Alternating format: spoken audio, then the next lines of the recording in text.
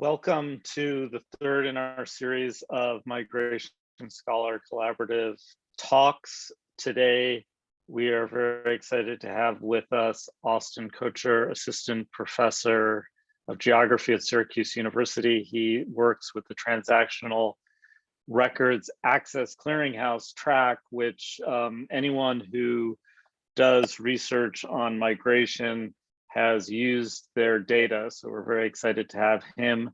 My name is Elliott Young. I'm a MiSC member and founder, and Austin recently joined the ranks of the MiSC collaborative. So we're very excited to have him with us today to talk about data, which is what TRAC focuses on as it relates to immigration. So welcome, Austin. Yeah, glad to be here. Thanks for having me. So first, let me ask you, you have this position at Syracuse University, but TRAC is a kind of clearinghouse data think tank. What does your work consist of on a day-to-day basis? Yeah, so TRAC has been around for a little bit more than 30 years now, and TRAC uses Freedom of Information Act requests and litigation to get data from the federal government.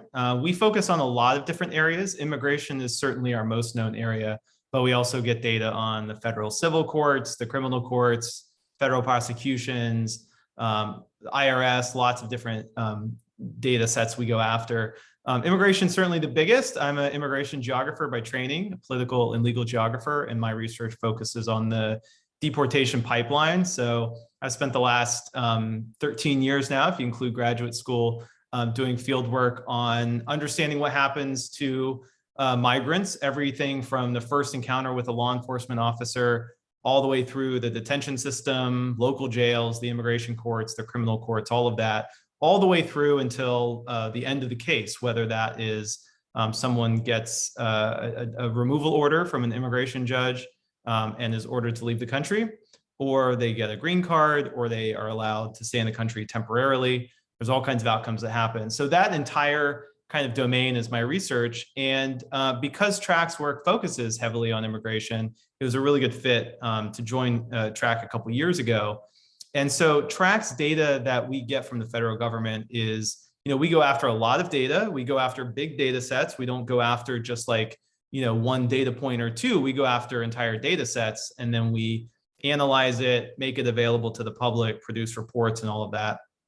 And, you might think of data as just being a sort of, quantitative kind of work. And certainly it is quantitative heavy for some of us here at TRAC.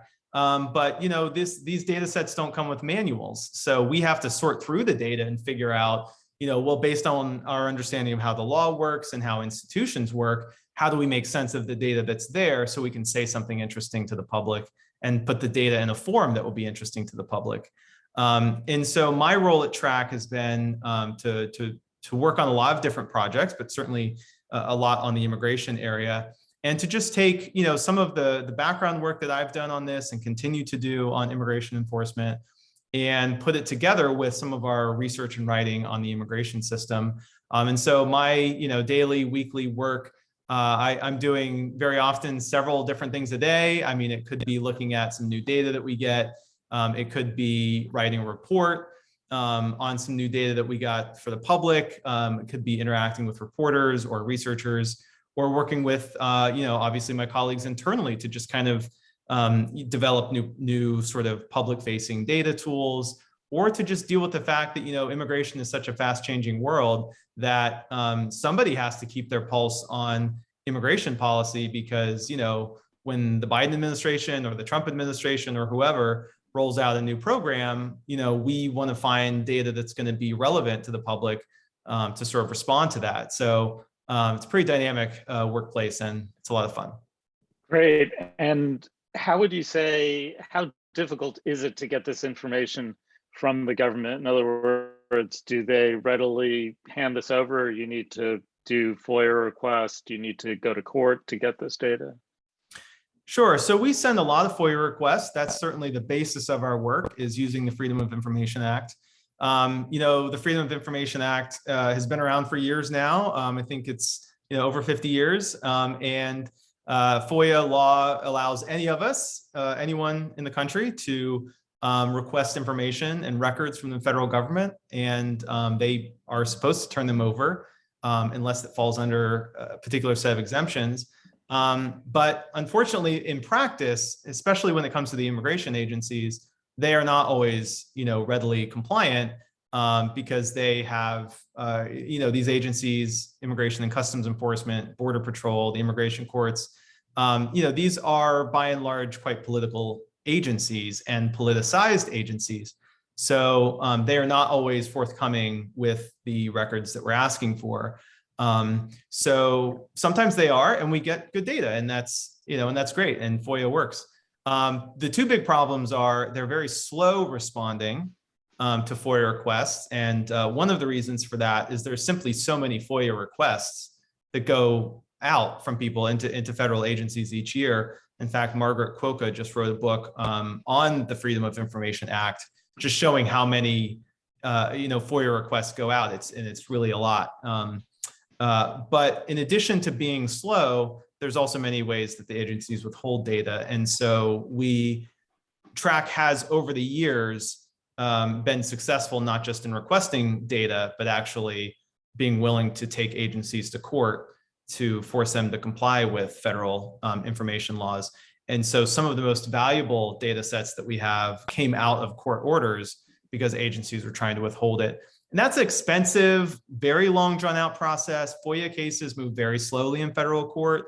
So this is not something where you file a FOIA request today and you're getting stuff back by the end of the year. This is, these are a 10-year project. There's a 10-year timeline from when you send the first FOIA request to when you maybe will get, really meaningful data back from the federal government, at least at the scale that we want and we think is relevant. So it's quite a commitment. It's a lot of work. It takes a lot of strategy from beginning to end. So let's just start at 30,000 feet. And I wanted to just get your sense, since you track this stuff on a daily basis, your brief assessment of the Biden administration on immigration policy after a year.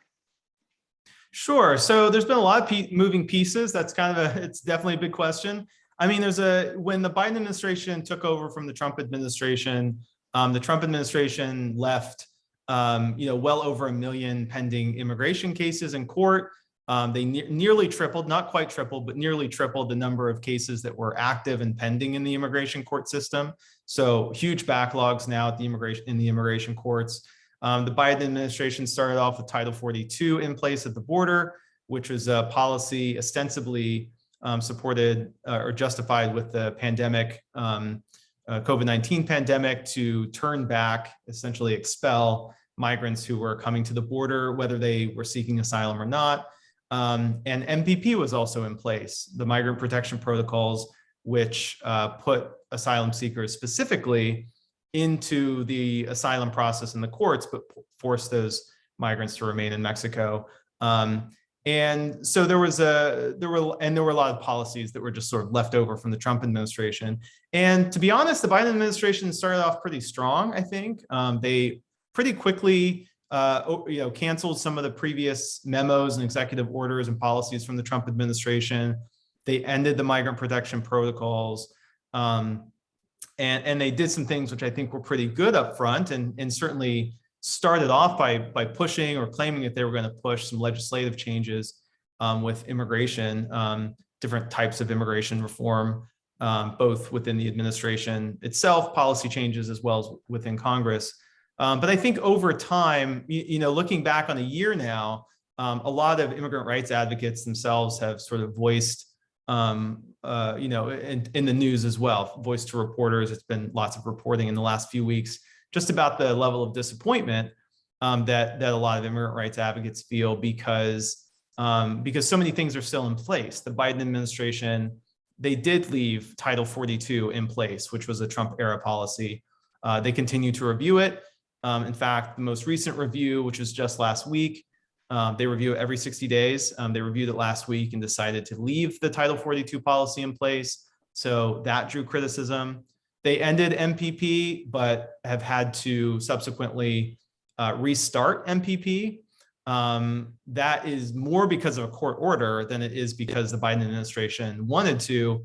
But there are some ways that MPP was sort of expanded in ways that were not necessary because of the court order. And regardless, I think there was just a sense among advocates that the Biden administration hasn't really fought hard enough against MPP, the second round of MPP. So they're sort of hanging, blaming the Biden administration, I think, for that, rightly or wrongly. That's sort of what's out there.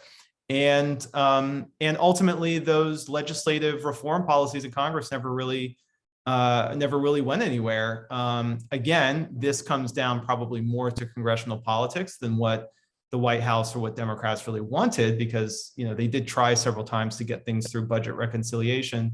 But I think this, part of the problem here, the year looking back, is even with those, early initial wins and maybe some subsequent improvements. I mean, they have continued to try to sort of improve, around the edges of immigration policy, but it's still the Department of Homeland Security, and ICE's job is still to arrest and deport migrants, and Border Patrol's job is still to police and regulate the border and to turn back migrants who are trying to enter the country unlawfully.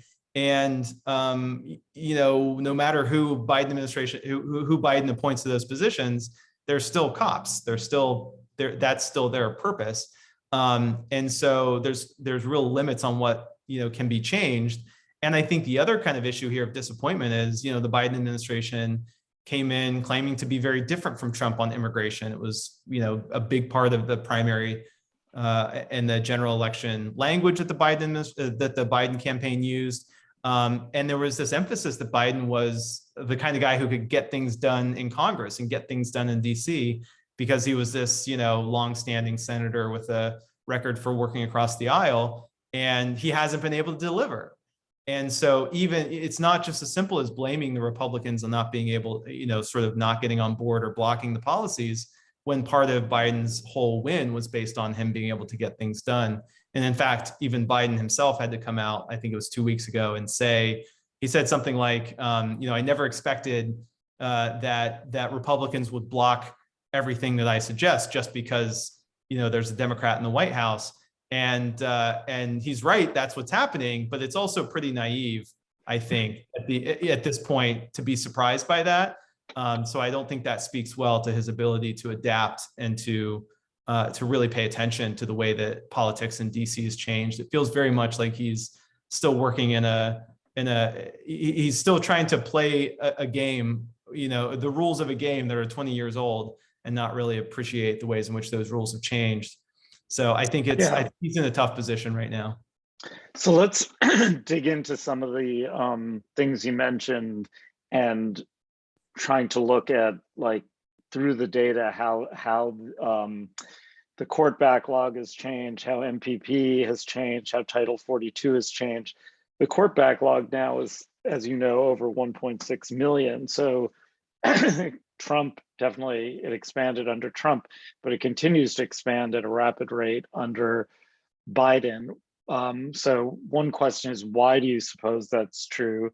And then for Title 42, also, you basically have an expansion of Title 42, over 1 million people now in the last year expelled under Title 42. MPP, the second version of it, seems to be lower numbers, and it also seems to target different groups of people. So how would you, like, digging into sort of what has happened in the last year on those three issues, using the data to try to explain what's been happening under Biden? Sure. So, I mean, with the immigration court specifically, there continues to be just a glut of cases coming into the courts, and partly as a result of the pandemic, but although not just the pandemic, cases aren't getting done as quickly. So not only do we have, at the start of the pandemic in early 2020, the immigration courts were completing, 60,000 or so cases a month. Once the pandemic hit, that went down to somewhere around 5,000 or 6,000 a month. But it did rebound by the fall. And by the fall, the immigration courts were sort of closing out a little bit more than 20,000 cases a month. So they rebounded to about a third of their previous height, but they've never really gotten back there because, multiple waves of the pandemic, as well as America's refusal to just sort of actively band together and, get vaccinated and respect, public health laws, has really drawn out the court closures and the challenges that the immigration judges face and the courts face in terms of completing cases. So those completions remain, suppressed because of the pandemic. But also there's just a large amount of cases coming in.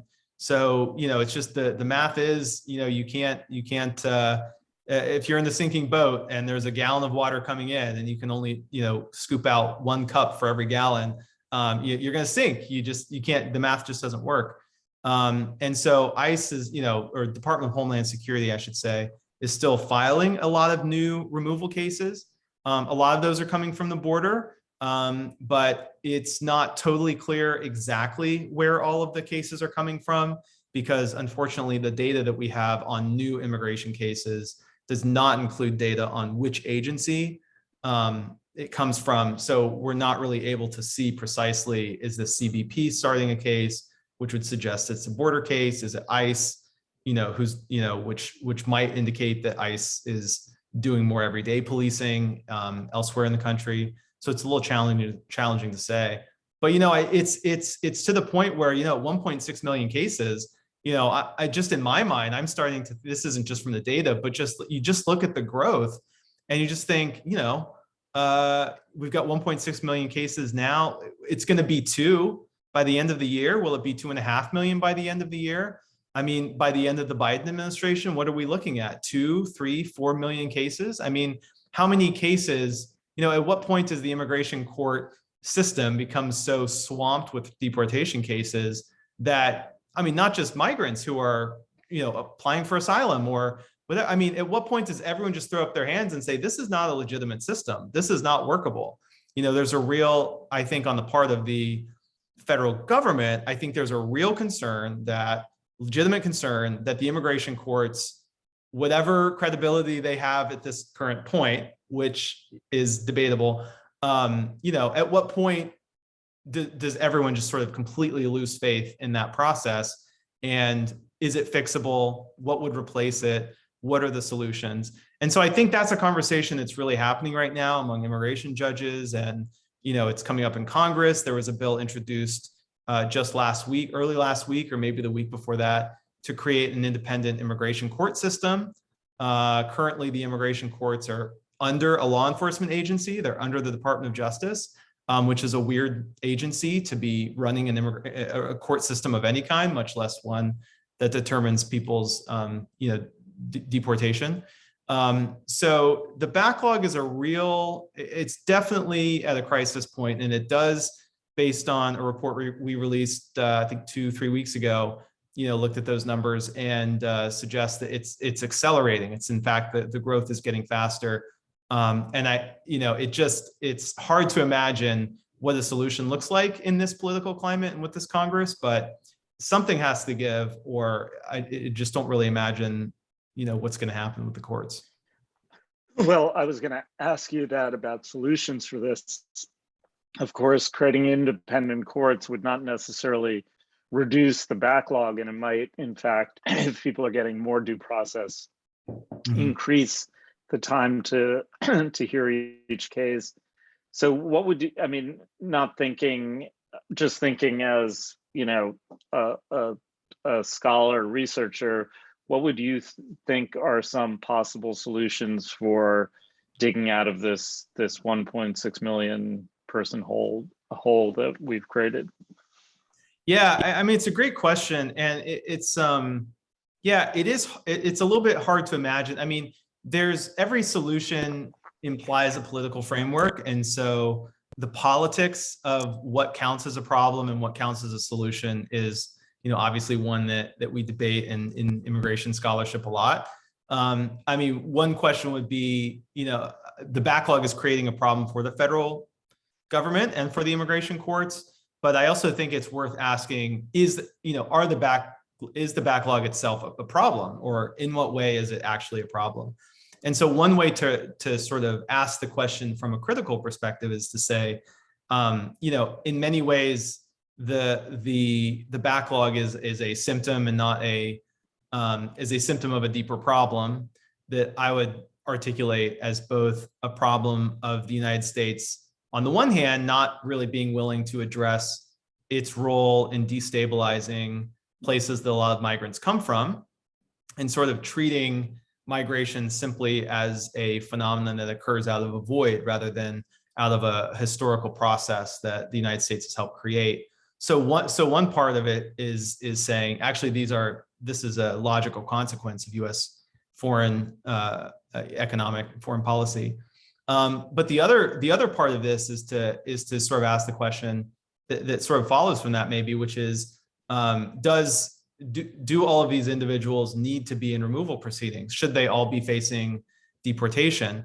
And this isn't even a particularly radical idea. I mean, this is an idea that's been floated by, relatively moderate, centrist, people in Congress, which is how many of these people, would be eligible for a path to citizenship, or at least a path to legal status, out of the 1.6 million.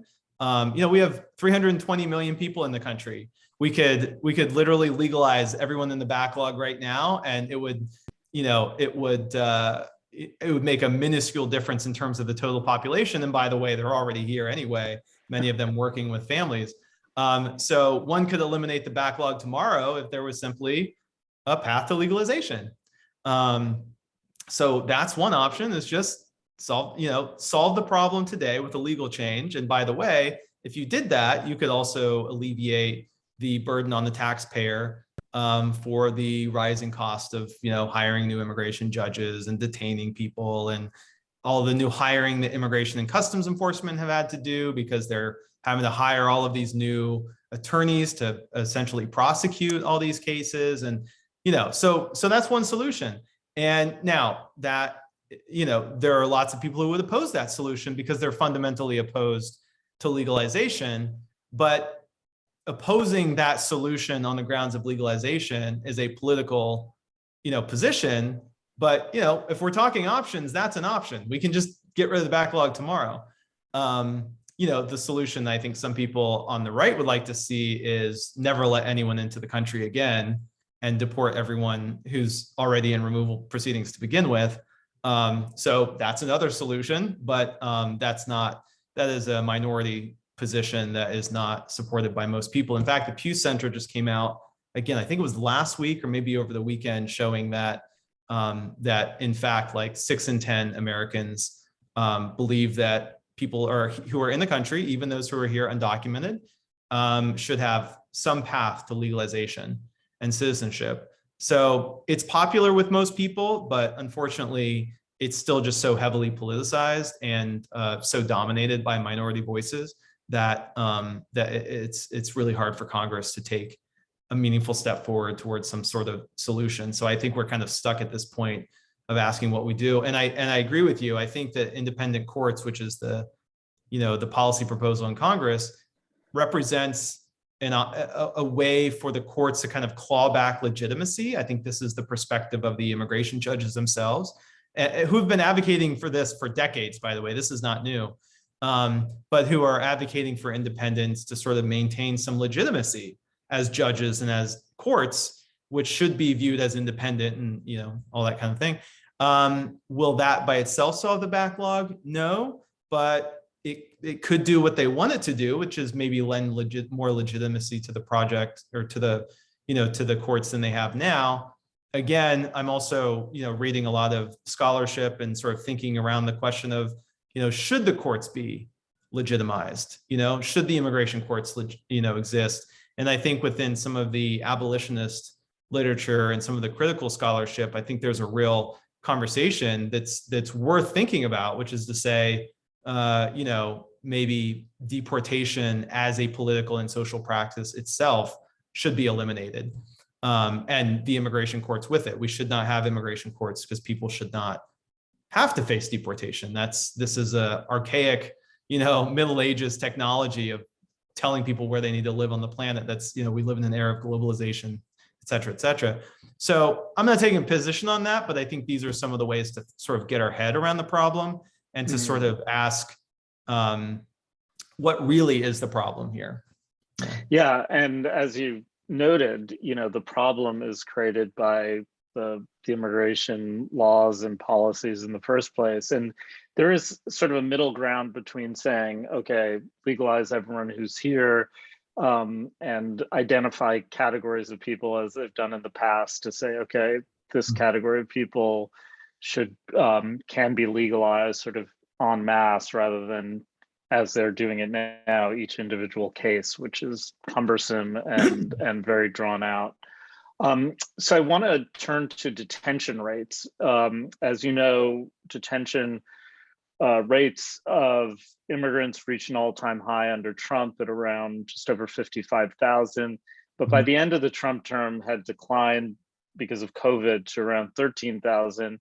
And now under Biden, after a year, we're up to over 20,000 people in detention a day. Why have the rates under Biden increased? Where do you see these numbers heading? And is this a failure on the promise of Biden to sort of, in general, reduce mass incarceration? Yeah, just want to hear what your thoughts on all that is. Yeah, for sure. I mean, it's, when you look at the numbers where Biden started off, they were so low because of the pandemic that the increase has been substantial, and he's been criticized for the increase in detention. As you know, compared to the height during the Trump administration, it's still a fraction, it's still, maybe a third of that even today, a little bit more than a third. So it sort of depends on the context that you put it in as to, are the numbers up or are they down? Still pretty low when you look back over the last 15 years. 22,000 is relatively low, but I actually think the more interesting number to look at, or at least for people to get their heads around, is ICE releases two different numbers which are relevant to the conversation. And one is how many people are in detention right now, like on one single day. So that number is 20 to 25,000. That's where it's been recently. And it's been pretty steady since the summer. It increased until July. And then basically between July and today, it's been more or less flat. It decreased a little bit, and then it's remained in the low 20,000, 21 to 23,000, something like that. So it hasn't increased anymore after the initial increase in the spring. So maybe that's good. At the same time, one of the things, if you actually look at the number of bookends, which is a little bit different. So the numbers on a single day give you an idea, again, how many beds are occupied by people in, immigrant detention centers. So, okay, that's a number. But even if it's just 22,000 on a single day, if people are staying for shorter periods of time, you can actually see the bookend numbers go up. Actually, more people are being booked into detention. But the thing that the Biden administration has changed is they're being processed through detention very quickly. So the average number of days for people in a detention center at the start of the Biden administration was 90 plus days on average. Very quickly, that number went down to under 20 days on average. So people were staying, in there for 3 months on average, and in just a couple months went down to staying in there for 3 weeks or less on average. So what that means when people are staying for very short periods of time is they're actually able to churn more people through. So even though the numbers of people in detention have declined, there are more people being processed through. And what that's actually led to in some ways is an increased number of migrants on surveillance technology, because they're being processed through the detention center. Detention center numbers stay low, but then people are being put on GPS ankle monitors or telephonic reporting, or the big one where we've seen the most growth is SmartLink technology. And SmartLink technology is a smartphone app. It goes on your phone, and you check in with your ICE officer, taking a photo. You get case information on there, and so that is now the way that people are being processed through detention, but then monitored on those technologies. And James Kilgore just recently wrote this really fantastic book on incarceration, And what he said at the talk that he did with Ruthie Gilmore a couple of weeks ago on the book release was, was alternatives to detention are not alternatives to detention, they are alternative forms of detention. And so there's sort of this new recognition, I think, in the last year or two, seen a lot more books and literature coming out about the way that electronic monitoring and e-carceration function as alternative forms of detention and surveillance. So that, again, just to put everything in context, even though the detention numbers are actually relatively low compared to the last decade or more, there's not fewer people necessarily being processed through, and there's certainly not fewer, but actually many, many more people being monitored on these kinds of technologies, and that raises some, civil rights and privacy concerns. Right, and I wanted to get to that, and you had a Substack post about the sort of digitization of immigration enforcement and surveillance, and the extreme end of that are these kind of robo dogs that they're planning to use on the border to track and apprehend migrants who are crossing. So do you see this this e-carceration, digital forms of surveillance as all pernicious sort of new forms of incarceration, or is there any ways in which the use of this technology can be seen as better than what existed in the past? Yeah, so it's a great question. I think it's something that a lot of immigrant rights advocates and immigration attorneys are really struggling with. When I've asked this question to others, their clients are happy to not be in detention because detention is associated with all kinds of negative outcomes. More difficult to access attorneys, more difficult to file asylum claims or other forms of relief from detention and deportation. So detention is not good if you're looking at it from the perspective of due process and outcomes for migrants. So certainly, if you have a smartphone and you have an app on your smartphone, and that is the thing that is going to allow you to not be in detention, that's less invasive and less intensive. And of course, people prefer that. At the same time, I think one of the cautionary notes is one of the things about understanding state power and migration enforcement and control is that the state ends up setting the standard for what counts as better. So if the state, it's like a colleague of mine, described this, during the family separation thing. We had immigrant detention and we had family detention, and these were not good. These were criticized. This was, the family detention, industrial complex is something that the Obama administration built and handed off to the Trump administration, and it was criticized. Well, then we got family separation, and kids are being separated from their kids. Their parents are being separated from their kids, and then what's the response? The response is, we need to keep families unified, and I wish things were as good as they were when we just had family detention. So you can see how the state is constantly controlling what counts as the boundaries of what's good or bad. And so alternatives to detention, in some ways, it is better, but it's better not because it's a good thing in itself, but it's better than this bad thing that the government created and didn't have to do in the first place. Cesar Garcia has a great book on migrating to detention, right? And he talks about the evolution of the detention system and how unnecessary civil detention is, and sort of presents a critique of that detention system. Well, the argument is not let's end detention so that we can monitor everyone using surveillance technology. The argument was people don't need to be constantly surveilled by the government.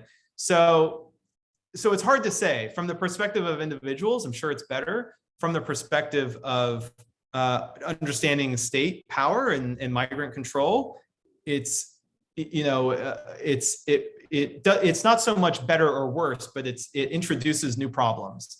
So every evolution in state power presents us with new different kinds of challenges and embraces new technology. So I'm sure the smartphones do a lot of things that we like. We like to be able to I can now tap on the subway in New York City. I don't have to buy a card. I can just use my smartphone At the same time, I think we would all appreciate, just how much social media and smartphone technology represents, real issues with sort of monetizing our identities and sort of selling, treating the whole thing as some sort of like marketing and advertisement, opportunity. And there's concerns about, the role that social media and that other kinds of technologies play in monitoring our everyday activity and behavior and all the kinds of negative externalities.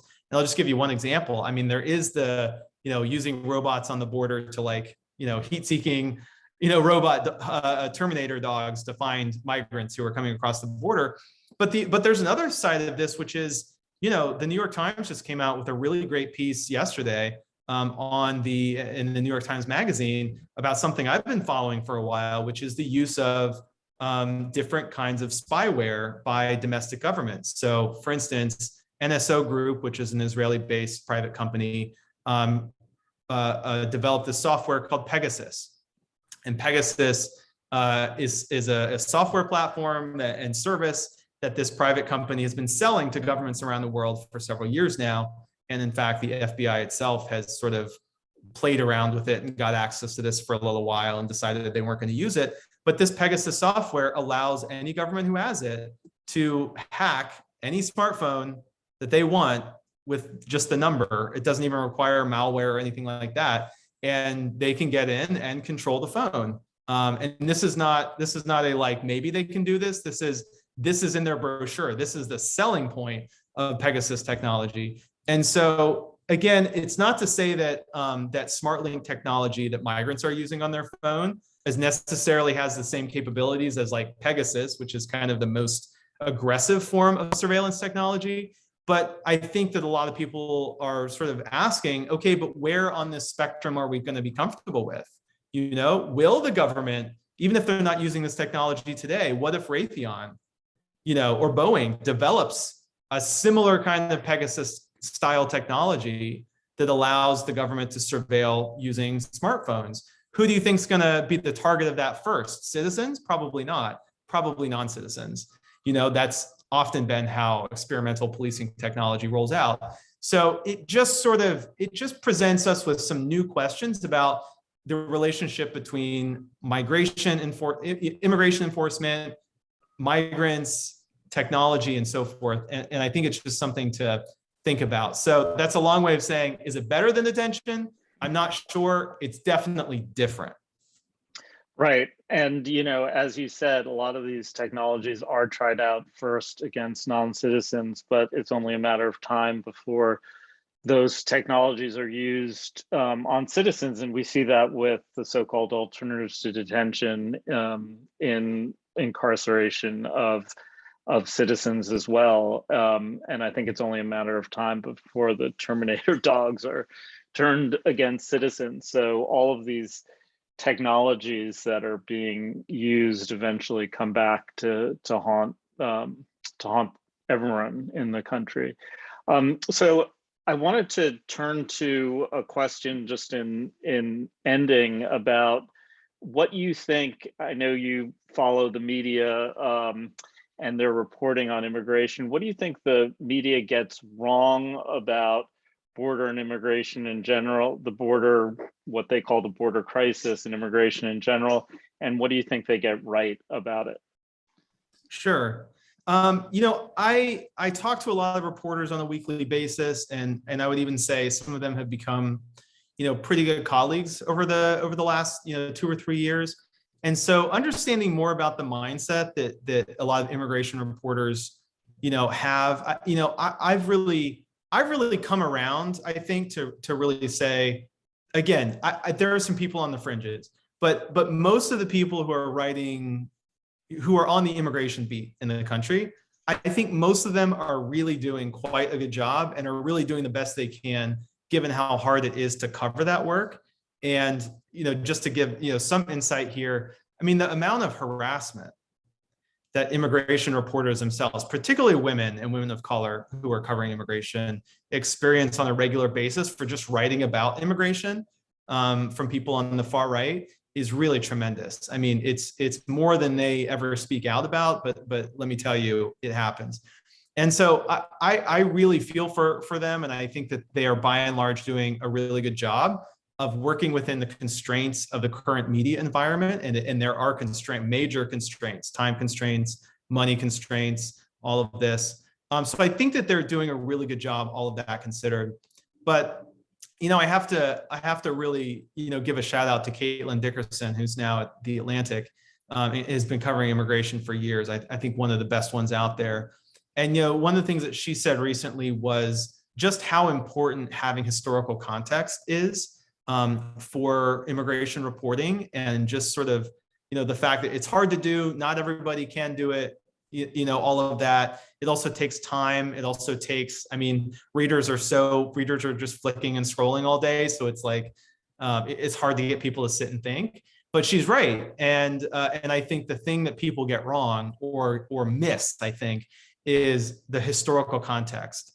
I realize that not every article about the border can rehash America's involvement in Latin America during the Cold War and just how profoundly damaging those policies were. Not everybody can get into the economic policy that has a structural adjustment, IMF and World Bank interventions in developing countries and what that's meant, for development, over the years, and the consequences here. So I'm sympathetic to that. But if I was to say that there's something that they missed, it's context. It's this historical and geographical context is so crucial. And that is something that's really missing in a lot of reporting. And so when I see it, I get really excited.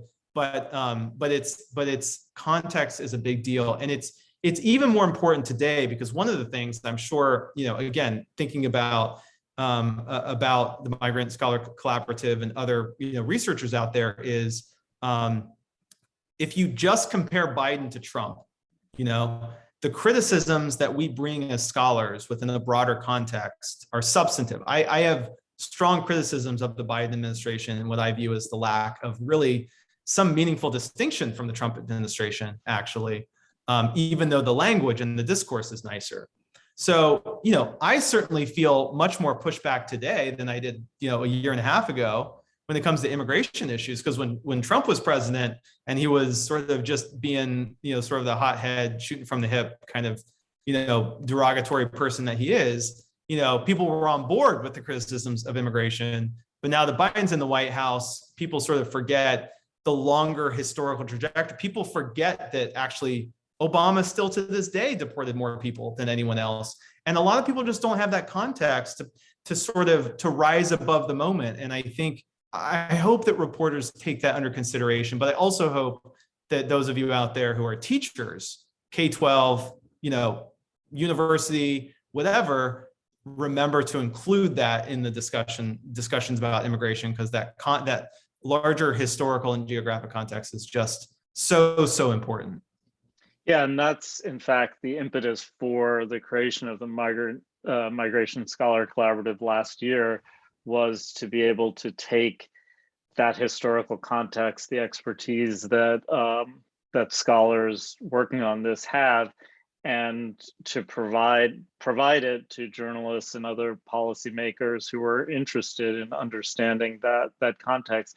And one of the things that I know exercises you and exercises all of us is, and this has to do with data, when news reporters talk about something as like unprecedented numbers of people coming across the border, and not really having a broader context or looking at numbers in very particular ways that doesn't reflect that, in fact, there were earlier periods when larger numbers of people were coming across, and feeding into that narrative always of the border in crisis, which oftentimes leads to this idea of the borders in crisis. We need to militarize the border. We need to,